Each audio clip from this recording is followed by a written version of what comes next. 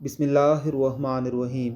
نماز فجر کے وقت سوتے رہنے سے معاشرتی ہم آہنگی پر اثر پڑتا ہے، کیونکہ اجسام کائنات کی نیلگی طاقت سے محروم ہو جاتے ہیں، رزق میں کمی اور بے برکتی آ جاتی ہے، چہرے بے رونق ہو جاتے ہیں۔ لہٰذا مسلسل فجر قضا پڑھنے والا شخص بھی انہی لوگوں میں شامل ہے۔ وہ لوگ جو مسلسل نماز ظہر چھوڑتے ہیں، وہ بدمزاجی اور بدہضمی سے دوچار ہوتے ہیں۔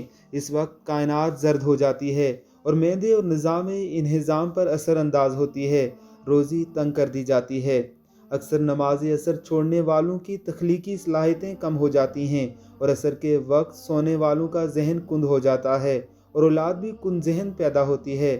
کائنات اپنا رنگ بدل کر نارنجی ہو جاتی ہے اور یہ پورے نظام تولید پر اثر انداز ہوتی ہے۔ مغرب کے وقت سورج کی شعاعیں سرخ ہو جاتی ہیں، جنات اور ابلیس کی طاقت عروج پر ہوتی ہے۔ سب کام چھوڑ کر پہلے مغرب کی نماز ادا کرنی چاہیے۔ اس وقت سونے والوں کی کم اولاد ہوتی ہے یا ہوتی ہی نہیں، اور اگر ہو جائے تو نافرمان ہوتی ہے۔ نماز عشاء چھوڑنے والے ہمیشہ پریشان رہتے ہیں۔ کائنات نیلگی ہو کر سیاہ ہو جاتی ہے اور ہمارے دماغ اور نظام اعصاب پر اثر کرتی ہے۔ نیند میں بے سکونی اور برے خواب آتے ہیں، جلد بڑھاپا آ جاتا ہے۔ جب جنت والے جہنم والوں سے پوچھیں گے کہ تمہیں کون سا عمل یہاں جہنم میں لے آیا، تو وہ کہیں گے کہ ہم نماز نہیں پڑھتے تھے۔